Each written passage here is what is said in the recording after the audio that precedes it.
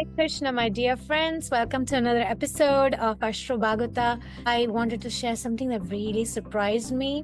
This is the 7th chapter of the 9th canto of Śrīmad Bhāgavatam. It resonated so much with my life and certain struggles that I have. The 9th canto is known as the bottleneck from Śrīmad Bhāgavatam because those chapters, those stories are really difficult to digest. So I was really preparing for my Bhaktivedanta exam and I was trying to find meaning and relevance. Yes, those chapters are all about kings and dynasties and sacrifices. Behind all of that, it's about the messiness of being human. Pride, attachment, conflict, growth, all these things really resonated because usually we think that a divine scripture like Śrīmad Bhāgavatam is all full of stories of people who had no problems whatsoever, just pure devotion, pure bhakti, and that's it.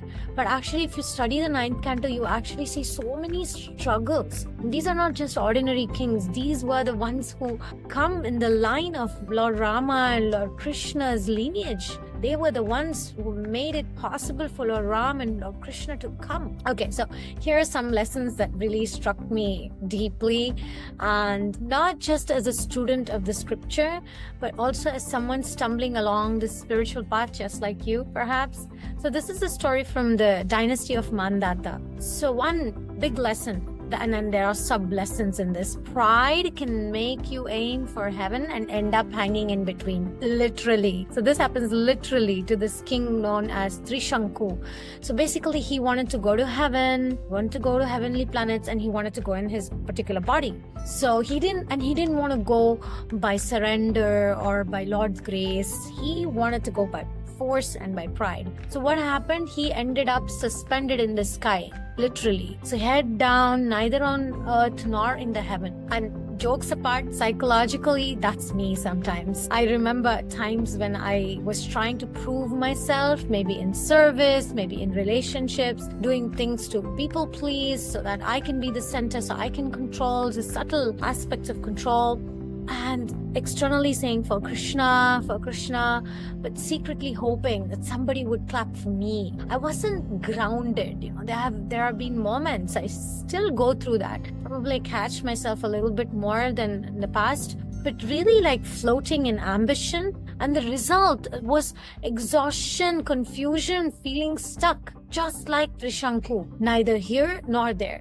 So these cantos of Śrīmad Bhāgavatam, they whispered to me through these stories, Sri Radha Govinda Dasi, slow down. Your value doesn't come from ascending it.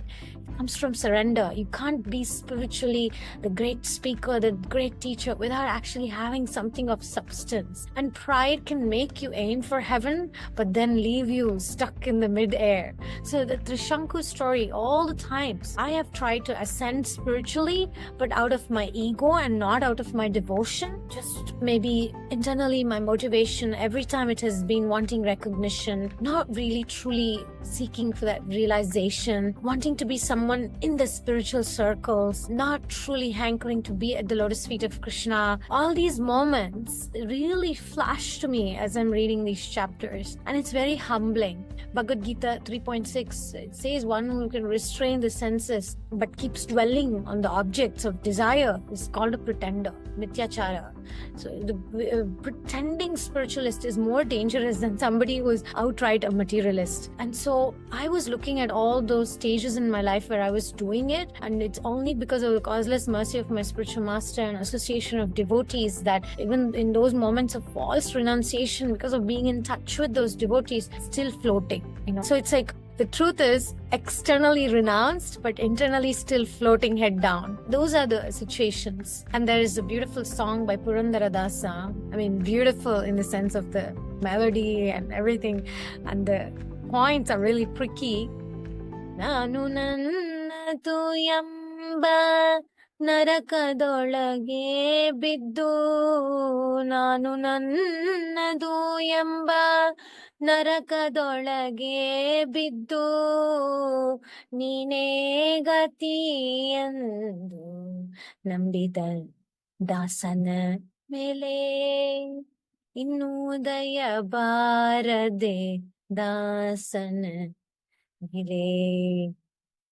It's a gentle but also firm warning, me and mine, that can also seep in through my spiritual activities, spiritual services, my devotional services. And so don't fall into that trap, because it's a hell. It's a hellish experience to over-identify myself with my body. I often hear one of my mentors say, when you go back to the spiritual world, you wouldn't know who is Sri Radha Govinda Dasi. So do not work for the name. Don't work for name, work for Krishna. Something to ask myself would be, when in my life am I trying to rise without surrendering?